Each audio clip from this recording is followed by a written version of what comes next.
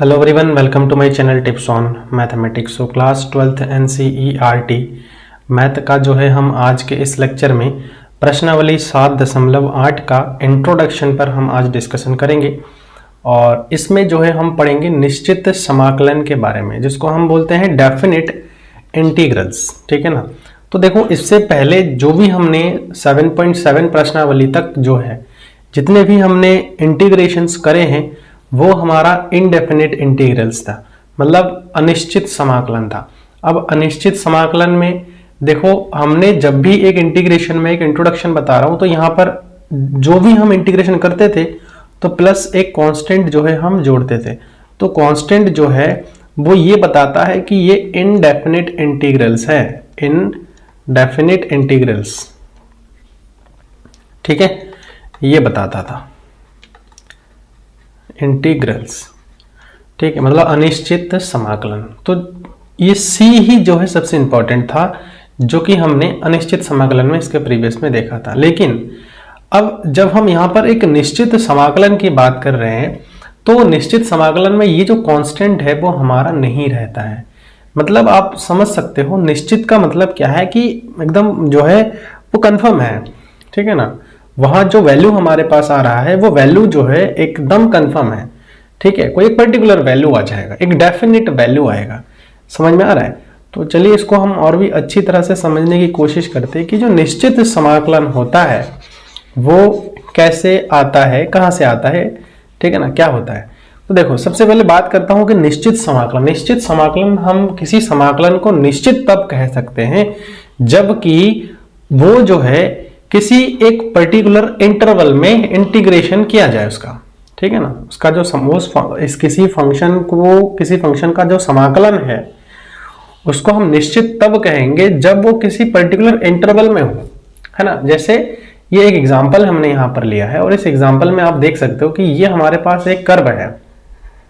ठीक है ना, और इस कर्व के देखो एक पॉइंट हमारे पास ये है। ठीक, ये ए पॉइंट है और थोड़ी सी दूरी पर ये जो है एक पॉइंट हमारा बी है। तो ये ए और बी द्वारा घिरा हुआ जो क्षेत्रफल है वो जो हमारा होगा, इतने एरिया में जो क्षेत्रफल हमारे पास आ रहा है, यही जो है हमारा एक निश्चित समाकलन होगा। अब देखो, समाकलन का अगर एग्जैक्ट मीनिंग की मैं बात करूं तो समाकलन का एग्जैक्ट जो मीनिंग होता है वो क्षेत्रफल से ही होता है। ठीक है ना, इंटीग्रल मतलब होता है कि उसको एक जैसे एक करना, मतलब उसको जोड़ देना, सम कर देना। ठीक है ना, समाकलन मतलब होता है कि उसको जोड़ देना। तो देखो होता क्या है, जनरली अगर मैं छोटे छोटे पार्ट में इसको डिवाइड कर दूं, मान के चलिए मैं ये एक स्लाइड यहां पर लिया है। ठीक है, तो इस स्लाइड का जो है क्या करना है, मुझे जो है इंटीग्रेशन करना है। तो देखो इतना जो पार्ट हो जाएगा वो dx हो जाएगा और मान के चलते कि जो ऊपर की जो चौड़ाई है वो हमारा fx है। तो ये एक्चुअली में क्या बताता है, क्षेत्रफल ही बताता है। तो यहां पर जो है ये लंबाई गुणा चौड़ाई हो जाएगा। लंबाई हमारे पास क्या fx है, चौड़ाई हमारे पास क्या आ रहा है, dx आ रहा है। तो अब देखो, इंटीग्रेशन हम इसलिए लगाते हैं कि किसी कर्व के अंडर में हम जो है किसी क्षेत्र का क्षेत्रफल निकालते हैं तो उसी को ही जो है हम समाकलन बोलते हैं। तो ऐसे कहां से कहां तक हो रहा है, ए से बी तक हो रहा है, इसीलिए जो है हम इसको एक निश्चित समाकलन बोल रहे हैं। ठीक है ना। तो निश्चित समाकलन को डिनोट करने के लिए देखो हमारे पास ये तरीके होते हैं। इंटीग्रेशन ए से बी fx dx बराबर होता है f, मतलब इसका जब हम डिफरेंट इंटीग्रेशन कर देंगे तो कैपिटल F ऑफ x, और जो अपर, इसको बोलते हैं हम अपर लिमिट और इसको बोलते हैं हम लोअर लिमिट। तो अपर लिमिट क्या है हमारे पास b और लोअर लिमिट हमारे पास क्या है, a है। तो ये दोनों को आप कैसे सॉल्व करेंगे, बराबर। देखो पहले हम अपर लिमिट रखेंगे x के जगह पर। ठीक है, क्योंकि x के सापेक्ष हम अवकलन कर रहे हैं, समाकलन कर रहे हैं, तो ये x का ही लिमिट है, ध्यान रखना। तो ये F B minus F A, तो ये जो है निश्चित समाकलन का एक हल हो जाएगा। समझ में, ये जो है एक निश्चित समाकलन का हल हो जाएगा कि मतलब हम पहले b रखेंगे अपर लिमिट, फिर माइनस करके लोअर लिमिट रखते हैं। चलिए कुछ एग्जांपल के हेल्प से समझते हैं। अब देखो, जो निश्चित समाकलन होता है वो उसके प्रीवियस में हमने जो समाकलन किया है ये हूबहू वैसे ही करनी होंगी, लेकिन लास्ट में हमें लिमिट का वैल्यू रखना है। और वो कैसे रखना है, upper limit minus lower limit के अकॉर्डिंग। ठीक है, तो देखो ये जो इंटीग्रेशन दिया गया है, इस इंटीग्रेशन को हम सॉल्व करते हैं। सबसे पहले हमारे पास दिया है लिमिट, लोअर लिमिट 2 से 3 तक और एक्स स्क्वायर dx। पहले तो हम लिमिट को कुछ नहीं करेंगे, लेकिन जब हम एक्स स्क्वायर का इंटीग्रेशन करेंगे तो एक्स क्यूब बाई 3 आता है, ठीक है। और ऐसे बड़ा वाला ब्रैकेट लगाने हैं, और आपको पता है अपर लिमिट हमारे पास क्या है 3 और लोअर लिमिट हमारे पास क्या है 2 है। और आगे मैं ये सॉल्व करूंगा, देखो 3 तो कांस्टेंट है ना, बाहर ले सकता हूं, और ये x की पावर 3 है, और अपर लिमिट हमारे पास 3 है, लोअर लिमिट हमारे पास कितना है 2 है, तो 1/3 बाहर आ गया। अब हम अगले स्टेप में क्या करेंगे, देखो पहले तो 3 का क्यूब करेंगे, upper limit minus lower limit क्या है 2 का हमारे पास कितना हो जाएगा क्यूब हो जाएगा।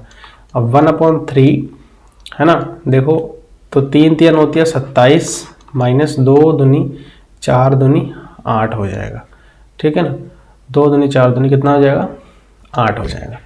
अब इसको जो है हम अगर सॉल्व आउट करेंगे, यहाँ से आ जाएगा हमारे पास 19/3 आ जाएगा, ठीक है। तो देखो निश्चित समाकलन में क्या आया, एक निश्चित वैल्यू आया है हमारे पास, है ना। मतलब इसका जो क्षेत्रफल हो जाएगा, आप समझ सकते हो कि ये जो है हमारा क्या हो जाएगा 19/3 हो जाएगा, ठीक। अभी हम जो है चैप्टर नंबर जो 8 है समाकलन का अनुप्रयोग है, उसमें हम समाकलन को अच्छी तरह से और भी समझने की कोशिश करेंगे। वहां हम ये सब चीज जो है निकालेंगे भी, जो एरिया है जो क्षेत्रफल है वो हम अच्छे से निकालने की कोशिश भी करेंगे वहां पे, क्योंकि समाकलन का अनुप्रयोग है, वो एप्लीकेशन है, ठीक है। तो होप कि आपको समझ में आ गया है एग्जाम्पल की हमने जो है यहाँ पर कैसे सॉल्व किया है। चलिए एक आध एग्जाम्पल और देखते हैं। इसमें देखो क्या कहा है कि इंटीग्रेशन 4 to 9 रूट में 3 अपॉन और ब्रैकेट में 30 माइनस एक्स की पावर 3/2 का होल स्क्वायर और dx है। यहाँ पर भी आपको ये काम करनी पड़ेगी। देखो यहाँ x है, ठीक है, रूट में x। तो अब देखो इसको हम यहाँ से ऐसा कौन सा फंक्शन है, किसको माने कि हमें कोई दूसरा फंक्शन मिल जाए, तो कोई ऐसा फंक्शन है क्या। देखो अगर मैं लेट करता हूँ यहाँ पे, लेट 30 माइनस एक्स की पावर 3/2 बराबर अगर t होता है, तो ये तो हमारे पास कांस्टेंट है 0 हो जाएगा। इसका मैं करूँगा तो 3/2 एन एक्स की पावर n-1 3/2 माइनस का 1 इज dx बराबर क्या हो जाएगा dt हो जाएगा। और सामने माइनस है तो माइनस भी रहना है, तो माइनस का 3/2 x टू दी पावर कितना हो जाएगा, देखो माइनस का जो है यहाँ से 1/2 हो जाएगा, सिंपली 1/2, ठीक है ना, 2 3 में से गया तो 1/2 dx बराबर हो जाएगा dt। अब यहाँ से देखो ये हो जाएगा हमारे पास, यहाँ से इसको मैं लिख सकता हूँ रूट x, ठीक है। 1/2 को मैं क्या लिख सकता हूँ रूट x dx बराबर, ये माइनस भी इधर आ जाएगा तो माइनस का dt, और ये 2 ऊपर आ जाएगा 2/3 dt हो जाएगा, ठीक है। तो देखो अब यहाँ पर मैं अगर ये वैल्यू रखता हूँ, अब यहाँ पर लिमिट चेंज भी आप कर सकते हो, अपर लिमिट और लोअर लिमिट, बट इसकी ज़रूरत अभी फिलहाल है नहीं, अभी आगे मैं बताऊँगा इसको कैसे करना है। तो इंटीग्रेशन 4 9 और इस रूट x dx के प्लेस पर मैं क्या रख सकता हूँ माइनस का 2 dt/3 रख सकता हूँ, और इस पूरे के प्लेस पर हमने क्या रखा है t का स्क्वायर हो जाएगा, t रखा है तो t का स्क्वायर हो जाएगा। अब हम आगे इसको सॉल्व करते हैं। देखो यहाँ से ये तो कांस्टेंट हो जाएगा माइनस का 2/3 इंटीग्रेशन 4 to 9, मतलब लोअर लिमिट 4 है और अपर लिमिट 9 है। तो अब यहाँ से देखो क्या आ जाएगा dt ऊपर भी चला जाएगा तो माइनस का 2 हो जाएगा, और ये आ जाएगा dt, ठीक है। तो माइनस का 2/3 इंटीग्रेशन, अब इंटीग्रेशन की ज़रूरत यहाँ पर नहीं है, हम अब यहाँ पर डायरेक्टली इसका इंटीग्रेशन कर देंगे। तो t की पावर जो है कितना हो जाएगा माइनस का 2 + 1 अपॉन माइनस 2 + का 1, ठीक। और मैंने बताया था कि जब लिमिट दिया हुआ रहेगा तो हमें c नहीं जोड़ना है, अब हमें ये 4 9 और 4 ऐसे रखना है, ठीक है। तो यहाँ से हो जाएगा माइनस का 2/3, यहाँ से सॉल्व आउट करेंगे 3 टू द पावर माइनस का 1, और यहाँ पर भी ये माइनस का 1 आ जाएगा। अपर लिमिट हमारे पास क्या आ जाएगा 9 और लोअर लिमिट आ जाएगा 4। अब ये देखो ये माइनस यहाँ पर है और ये माइनस यहाँ पर है, तो सबसे पहली चीज़ तो माइनस माइनस हमारा हो जाएगा प्लस, ठीक है। ये माइनस और ये माइनस मिलकर हो जाएगा प्लस, तो 2/3 और यहाँ से t 1/t हो जाएगा, ये 1/t और ब्रैकेट में आ जाएगा 9 4, ठीक है। अब देखो हमें यहाँ पर क्या करना है, t का मान रखना है। तो t का मान क्या है, t का जो मान है वो 1/t के जगह पर हम क्या रखेंगे 30 माइनस x की पावर 3/2। ठीक है, अपर लिमिट कितना हो जाएगा 9 हो जाएगा और लोअर लिमिट कितना हो जाएगा 4 हो जाएगा। ठीक है, तो 9 और 4 ये आ जाएगा। अब हमें क्या करना है, देखो अपर लिमिट और लोअर लिमिट जो है इनको एक एक करके रखना है। ठीक है ना, इनको एक एक करके अब रखना है। देखो कैसे, यहाँ पर हम कर लेते हैं इसका। देखो यहाँ पर 2/3 तो पहले से ही है। ठीक है ना, 2/3 तो पहले से ही है और यहाँ पर क्या हो जाएगा ब्रैकेट में सबसे पहले 1/30 माइनस 9 की घात 3/2 हो गया। ठीक है, ये हो जाएगा। फिर माइनस 1/30 माइनस लोअर लिमिट का है, x की जगह पर 4 रखनी है, 4 की घात 3/2। ठीक है, ये हो जाएगा। फिर यहाँ से कितना आ जाएगा, देखो 2/3 और ब्रैकेट स्टार्ट 1 यहाँ पर हो जाएगा 30 माइनस, देखो 9 की घात 3/2 है। ठीक है ना, तो मैं इसको कैसे लिख सकता हूँ, मैं इसको 3 की घात 2 और गुणे में 3/2 लिख सकता हूँ, है कि नहीं, 3/2 लिख सकता हूँ। फिर माइनस 1/30 माइनस 2 की घात 2 और उस पूरे की पावर में क्या लिख सकता हूँ 3/2 लिख सकता हूँ। ये ब्रैकेट क्लोज है, 2 से 2 कट जाएगा और यहाँ से 3 से ये 2 से 2 भी कट जाएगा। तो क्या बचेगा हमारे पास 2/3 और ब्रैकेट स्टार्ट 1/30 माइनस, देखो यहाँ 3 की घात हो रहा है 3, 3 तिया 9 तिया हो जाएगा 27 माइनस 1/30 माइनस यहाँ से कितना हो जाएगा, देखो 2 दूनी 4 दूनी 8 हो जाएगा यहाँ पे। ठीक है, तो अब चलो इसको सॉल्व कर लेते हैं हम। बस ये कैलकुलेशन ही इसमें बहुत इंपॉर्टेंट होता है और यही चीज़ आपको करनी है। तो 2/3 हो जाएगा और यहाँ पर 1/3 बचेगा और माइनस का यहाँ पर कितना बचेगा 22 बचेगा। ठीक है, अब इसका लॉस अपर लेकर के सॉल्व कर दो। तो 2/3 और 22, 3 गुणा यहाँ पर हो जाएगा 22। ठीक है, तो ये हो जाएगा हमारे पास 22 माइनस ये हो जाएगा 3। ठीक, तो यहाँ से कितना हो जाएगा, देखो 2/3 और 22 में से 3 गया तो हो जाएगा कितना हमारे पास 19, है ना, बट्टे यहाँ पर देखो 3 गुणा हो जाएगा 22, ये हो गया। तो 2 से 11 को गुणा करेंगे। ठीक है, और थोड़ा सा और भी स्पेस बना लेते हैं, फिर यहाँ पे सॉल्व कर देते हैं। देखो कैसे, यहाँ अब हमारे पास हो गया है 1/3 और 19/33। ठीक, तो अब कितना हो जाएगा, देखो 19/3 तिया 9 और 3 तिया 9, तो 99 हो गया 19 तो ये हमारे पास जो है इसका भी सॉल्यूशन आ जाएगा, है ना। तो होप कि क्लियर हो गया है। बस खाली आपको लिमिट का यहाँ पर इंपॉर्टेंट रहता है कि आपको लिमिट रखना पड़ेगा। बाकी जो स्टेप है वो हमने प्रीवियस में जो किया था वैसे ही है। ठीक है ना, एक्सरसाइज नंबर 7.1 में हमने किया था। अब देखो ये जो है ना, ये वो वाला इंटीग्रेशन है जिसमें हमने आंशिक भिन्नों द्वारा समाकलन किया था, है कि नहीं, आंशिक भिन्नों द्वारा समाकलन। तो आंशिक भिन्नों द्वारा जो समाकलन हमने किया था उसमें हमने कैसे किया था, सबसे पहले तो हमें क्या करना है, देखो x/x+1।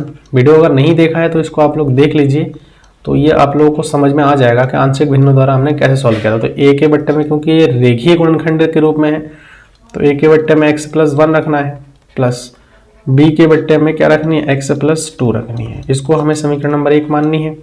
फिर इनका लॉसअपर लेकर सॉल्व करना होता है, तो इनका लॉसअपर लेंगे तो ये पूरा कैंसिल हो जाएगा, यहाँ ऐसा बचेगा ax+2। ये जो वीडियो है ना, वो अगर नहीं देखा है तो आप लोग आंशिक भिन्नों द्वारा समाकलन का वीडियो बना रखा है, प्लेलिस्ट में जा करके देख सकते हैं, तो वहां से आपको सारी चीजें मिल जाएगा। अब यहाँ से आपको क्या करना होता है, अगर a और b का मान निकालनी होती है तो हमें एक एक को जीरो करनी पड़ती है। यदि सबसे पहले मैं क्या कर देता हूँ, इसको जीरो कर देता हूँ। x+1 अगर जीरो होता है तो यहाँ से जो x का मान आएगा वो -1 आएगा। तो देखो रख करके यहाँ पर, तो -1 is equal to a into -1 plus का आ जाएगा 2 और यहाँ पूरा जो है जीरो हो जाएगा। तो -1 इज इक्वल टू a और यहाँ पर हो जाएगा +1, तो a का वैल्यू -1 आ जाएगा। क्लियर, a का वैल्यू -1 आ गया। दूसरे स्टेप में हम यहाँ पर क्या करेंगे, यहाँ पर जो है इसको जीरो कर देंगे। यदि अब हमारे पास x+2 बराबर अगर 0 होता है तो यहाँ से जो x का मान आएगा वो कितना आएगा, -2 आएगा। तो x का मान -2 यहाँ रखो, देखो -2 बराबर, ये तो टोटल 0 हो जाएगा, x+2 0 रख रहे, तो यहाँ से b और यहाँ पर -2 प्लस का 1 हो जाएगा, तो माइनस का 2 इज इक्वल टू यहाँ से b और यहाँ से माइनस का 1 आ जाएगा, तो b का जो वैल्यू आएगा वो प्लस का 2 आएगा। अब a तथा b का मान हम क्या कर देंगे, समीकरण नंबर किस में रख देंगे, समीकरण नंबर जो है 1 में रख देंगे। तो यहाँ पर हमें लिखना है a तथा b का मान समीकरण नंबर 1 में रखने पर, ठीक है। तो 1 में 1 क्या है हमारे पास, ये है, तो x बट्टा x प्लस 1 और इंटू x प्लस 2 बराबर क्या आ जाएगा, a का मान हमने क्या निकाला है, माइनस का 1 अपॉन x प्लस 1 आ जाएगा, फिर प्लस का b की जगह पर हमें 2 रखना है, x प्लस 2 आ जाएगा। अब हमें क्या करना है, इसका समाकलन करनी है। तो समाकलन करने के लिए हम यहाँ पर अब डायरेक्टली लगा देंगे वैल्यू। अब समाकलन कैसा है, निश्चित समाकलन है जो कि 1 से 2 तक आ रहा है, फिर x dx बटा x प्लस 1 और x प्लस कितना आ रहा है, 2 आ रहा है, बराबर यहाँ इंटीग्रेशन क्या हो जाएगा, वही 1 से 2 dx बट्टा x प्लस 1, ठीक है, प्लस यहाँ 2 कांस्टेंट है, बाहर आ जाएगा, यहाँ आ जाएगा dx बट्टा x प्लस 2। तो आपको पता है कि 1 अपॉन करके है तो ये लॉग वाला फंक्शन बन जाएगा हमारे पास, है ना। तो इसको हम क्या कर देंगे, बराबर, तो माइनस का यहाँ आ रहा है हमारे पास लॉग ऑफ x प्लस 1, ठीक है, लॉग ऑफ x प्लस 1, और इस पूरे को हम ब्रैकेट में रखेंगे और अपर लिमिट हमारे पास क्या है, 2 है और लोअर लिमिट 1 है, प्लस 2, ये भी हमारे पास लॉग वाला फंक्शन है, लॉग x प्लस 2, तो ये कितना आ जाएगा, देखो यहाँ पर भी हम जो है लिमिट वाला यूज़ करेंगे और यहाँ से आ जाएगा हमारे पास अपर लिमिट कितना है, अपर लिमिट जो है यहाँ पर 1 है और 2 है और लोअर लिमिट 1 है, तो 2 और 1 हो जाएगा। अब यहाँ पर भी हम जो है सॉल्व आउट करते हैं, देखो कैसे, माइनस ब्रैकेट में अपर लिमिट रखेंगे, सबसे पहले 2 है तो 2 प्लस 1, माइनस लोअर लिमिट क्या रखेंगे, 1 प्लस 1, ठीक है, ये तो इस वाले ब्रैकेट का हो गया, प्लस 2, अपर लिमिट क्या है 2 प्लस 2, माइनस लोअर लिमिट क्या है 1 प्लस 2, ठीक है। इसको थोड़ा सा और स्पेस बना लेते थे यहाँ से, तो कितना आ जाएगा, देखो यहाँ लोअर लिमिट 1 प्लस 2 हो जाएगा, ठीक है ना। तो ये आ गया। अब देखो इसको कैलकुलेट कर लेते हैं, माइनस ब्रैकेट में लॉग कितना हो जाएगा, 3 माइनस लॉग 2, ठीक है, फिर यहाँ पर हो जाएगा प्लस में 2 इंटू ये हो जाएगा log 4 माइनस log 3 हो जाएगा, ये सिंपल है ना।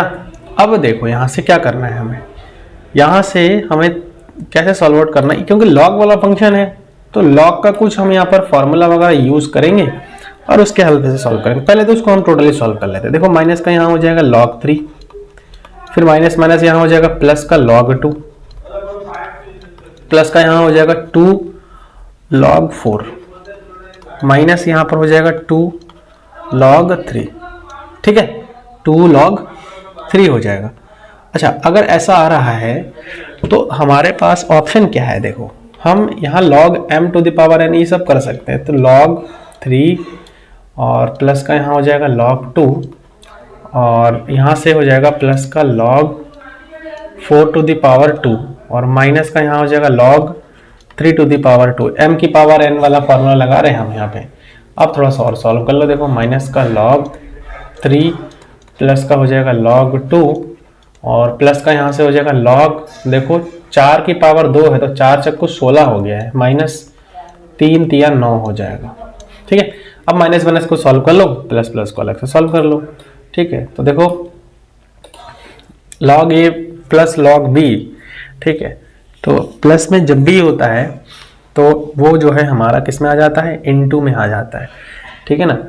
तो क्या हो जाएगा, देखो यहाँ पे, और देखो माइनस वाला पहले ले लो, माइनस कॉमन ले लो इसमें से, तो ये log 3 और इसमें से माइनस कॉमन ले लेंगे तो प्लस का log में आ जाएगा कितना 9, प्लस में इस वाले को लिखेंगे तो log 2 प्लस log 16, तो देखो यहाँ से क्या आ जाएगा, माइनस का ये आ जाएगा log m इंटू एन, मतलब 3 गुणा 9, प्लस यहाँ पर भी आ जाएगा log m इंटू एन, तो 2 गुणा 16। तो यहाँ से कितना आ जाएगा, माइनस का log जो है ये 9 तिया 27, और प्लस का यहाँ पर आ जाएगा log 16 दूनी 32। ठीक है, अब देखो ये m माइनस एन है, तो m माइनस एन होता है log m अपॉन एन, तो m का मान ये है और n का मान ये है, तो ये 32/27। तो ये हमारे पास जो है इसका आंसर आ जाएगा। देखो ये कांस्टेंट वैल्यू आया कि नहीं आया, एक डेफिनेट वैल्यू आया है, तो इसीलिए हम इसको कहते हैं डेफिनेट इंटीग्रल। अगला क्वेश्चन देखिए क्या है। अगला जो क्वेश्चन है वो है sine cube 2t cos 2t dt, है ना। तो अब हमें इसमें से एक ऐसा फंक्शन माननी पड़ेगी जो कि अगला हो। देखो हम यहाँ पर अगर लेट करें, लेट साइन 2t बराबर हम u मान के चलते हैं। अब जो मानते हैं उसके रिस्पेक्ट में डिफरेंशिएट करते हैं, तो साइन का डिफरेंशिएशन हमारे पास क्या होता है, cos होता है, तो cos 2t का हम फिर से करेंगे तो 2 आ जाएगा, और इसका तो आ जाएगा dt, और du का करेंगे, d का करेंगे तो du का करेंगे तो du आ जाएगा। देखो अब यहाँ से cos 2t dt ये प्रतिस्थापन द्वारा समाकलन है, ये ध्यान रखना, ये भी हमने कर रखा है 7.2 में, और यहाँ से आ जाएगा du, और ये 2 यहाँ से गुणा में है तो बट्टे में आ जाएगा। बस इतना ही सिंपल करना है। अब ये वाला फंक्शन आप लोग देख सकते हो कि ये हमें मिल चुका है कि cos 2t dt का जो मान है वो ये मिला है। तो इंटीग्रेशन 0 to 4/π/4, और साइन क्यूब के जगह पर हमने क्या रखा है, t रखा है, तो t का हो जाएगा क्यूब, और इस पूरे के प्लेस पर हम क्या रख रहे हैं, du/2 हो जाएगा। समझ में आया, du/2 हो जाएगा। अच्छा, हमने t नहीं रखा है, सॉरी, इसके प्लेस पर तो हमने जो है u रखा है ना, तो यहाँ पर u आ जाएगा, तो यहाँ पर u का क्यूब हो जाएगा सीधा सीधा, है ना, u का क्यूब। तो अब यहाँ से और सॉल्व कर लो। देखो 1/2 इंटीग्रेशन 0 से π/4 u⁻3 du आ जाएगा। अब इसको सॉल्व कर लो, 1/2, फिर ब्रैकेट में देखो u⁻3 है तो u⁻4/4 आ जाएगा, और अपर लिमिट लोअर लिमिट रख लो π/4, और ये आ जाएगा 0। तो यहाँ से क्या आ जाएगा 1/2, और देखो 4 भी है तो कांस्टेंट है, तो 1/4 भी हम बाहर ले लेते हैं। फिर अपर लिमिट क्या आ जाएगा, u की पावर यहाँ से आ रहा है 4, और यहाँ पर π/4 आ रहा है, और यहाँ पर 0 आ रहा है। अब u का हमें क्या करना है, मान रखना, तो ये हो जाएगा देखो 8, और यहाँ से ब्रैकेट में u का जो मान है वो क्या है हमारे पास, साइन 2t। ठीक है, साइन 2t की पावर कितनी हो जाएंगी, 4 हो जाएंगे। मतलब यहाँ फिर ऐसे लिख सकते हैं हम, साइन की पावर 4 2t, तो साइन की पावर 4 इंटू 2t ये आ जाएगा, और अपर लिमिट हमारे पास क्या है π/4, और ये 0 आ जाएगा। अब आपको पता ही हम क्या करते हैं, upper limit minus lower limit करते हैं। ये एग्जाम्पल हम इसलिए कर रहे हैं, एक तो एनसीईआरटी का एग्जाम्पल है, इंपॉर्टेंट भी होता है एनसीईआरटी का एग्जाम्पल, एग्जाम में पूछे भी जाते हैं, प्लस दूसरी चीज़ क्या, आपको जो निश्चित समाकलन है उसमें क्वेश्चंस प्रैक्टिस हो जाएंगे। आप नोटिस कर रहे होंगे जितने भी हम समाकलन अभी इस प्रश्नावली में हम कर रहे हैं इस वीडियो में, वो सबके सब पुराने जो समाकलन हमने कर रखा है उससे रिलेटेड है, सेम है, बट कहाँ पर फर्क आ रहा है, जहाँ हम थोड़ा सा जो है लिमिट रख रहे हैं। ठीक है, तो यहाँ से देखो क्या आ रहा है 1/8, और यहाँ से हो जाएगा अपर लिमिट, सबसे पहले तो साइन की पावर 4, और 4 इंटू 2 t के प्लेस पर हमें क्या रखना है π/4, ये हो गया upper limit, minus lower limit क्या हो जाएगा, साइन की पावर 4 2 इंटू लोअर लिमिट 0। ठीक है, t के प्लेस पर हमें 0 रखना है, तो ये आ गया। अब 1/8, अब देखो साइन की पावर 4, और यहाँ से देखो 2 दूना 4 हो जाएगा। ठीक है, तो ये हो जाएगा π/2 हो जाएगा, माइनस अब देखो 0 हो जाएगा, साइन 0 का वैल्यू तो टोटल 0 होता है, इसको अब हमें कुछ करने की जरूरत ही नहीं है। अब देखो 1/8, और यहाँ पर है देखो साइन π/2 का मान पता है कितना होता है, साइन 90 होता है, तो 90 का मान 1 होता है, 1 की पावर कितना भी आप कर लो तो वो हमारा 1/8 ही आ जाएगा। ठीक है, तो ये हमारे पास आंसर आ जाएगा इसका। तो होप कि ये जो क्वेश्चन हमने लिया है ये आपको अच्छे समझ में आ गया है। ठीक है, अब चलिए हम जो है ना एक क्षेत्रफल फलन पर बात करते हैं। इसमें आता है एक पॉइंट है क्षेत्रफल फलन। ठीक है, तो देखो क्षेत्रफल फलन यानी कि एरिया फंक्शन की अगर मैं बेसिकली बात करूं तो वो क्या होता है। देखो एरिया फंक्शन ऐसा होता है कि अगर लिमिट हमारा जो है, एक तो हमारा लिमिट फिक्स हो, जैसे चलो यहां पर थोड़ा सा जगह बना के करते हैं।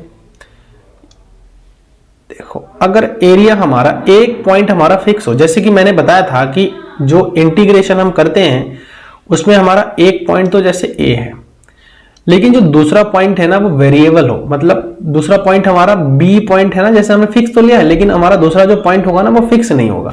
मतलब हो सकता है कि x है जो यहां पर है, या तो x यहां पर है, या तो x यहां पर है, तो कोई कहीं पर भी हो सकता है। दूसरा जो पॉइंट है वो हमारा फिक्स नहीं, मतलब एक वेरिएबल है। तो उस कंडीशन में fx dx हो जाएगा, है कि नहीं। तो देखो आप एक चीज समझो, x का मान अगर मैं यहां रख रहा हूं तो हमारा जो एरिया आ रहा है वो कितना आ रहा है, इतना आ रहा है। ऐसे मैं x का मान यहां रख रहा हूं तो एरिया हमारा कितना आ रहा है, इतना आ रहा है ना। जैसे जैसे हम x का मान बढ़ा रहे हैं तो हमारा जो एरिया है वो भी धीरे धीरे क्या हो रहा है, बढ़ रहा है। x का मान हम घटा रहे हैं तो एरिया का मान भी उस हिसाब से हमारा घट रहा है। तो टोटल डिपेंड किस पर कर रहा है, वो जो है टोटल हमारा डिपेंड किस पे कर रहा है, इसका जो एरिया है, इसका जो क्षेत्रफल है वो किस पर डिपेंड कर रहा है, इसका क्षेत्रफल है वो x पर डिपेंड कर रहा है, यानी कि x पर निर्भर कर रहा है।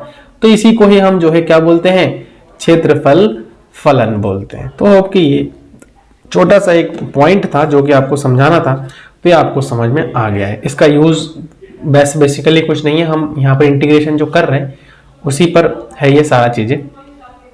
अब मैं अगर बात करूं कि जो एरिया वाला जो है ये कॉन्सेप्ट, ये जो है टोटल किस पर आ जाएगा। देखो ये अगर x यदि x बराबर हमारा जो है b हो, मतलब कोई एक फिक्स पॉइंट हो, तो उस कंडीशन में जो हमारे पास a' आता है वो हमारा fx के बराबर आ जाता है। बस ये ध्यान रखना, अगर हमारा x बराबर जो है क्या हो जाए, b हो जाए, मतलब फिक्स हो जाए, कांस्टेंट हो जाए, कोई एक कांस्टेंट पॉइंट हो जाए। तो ये दो चीजें हैं आपको थोड़ा सा ध्यान रखनी है। होप कि आज का जो लेक्चर है ये आप लोगों को अच्छे से समझ में आया है। कहीं पर अगर डाउट है तो आप लोग कमेंट के माध्यम से मुझे बता सकते हैं, ठीक है। और साथ ही साथ अगर चैनल पर आप लोग नए हैं तो इसको आप लोग जो है सब्सक्राइब करिए, और साथ ही साथ नोटिफिकेशन बेल को भी प्रेस कर दीजिए। और अगर मेरा चैनल आप लोगों के लिए हेल्पफुल है तो इसको प्लीज़ अपने दोस्तों के साथ भी शेयर करिए, है ना। और आप लोग जो है मेरे वीडियो को देखते तो हैं लेकिन सब्सक्राइब नहीं करते चैनल को, तो प्लीज़ आप लोगों से रिक्वेस्ट है कि इसको आप लोग ज़रूर करें, ठीक है ना। सो नेक्स्ट वीडियो में मिलते हैं। Thank you so much.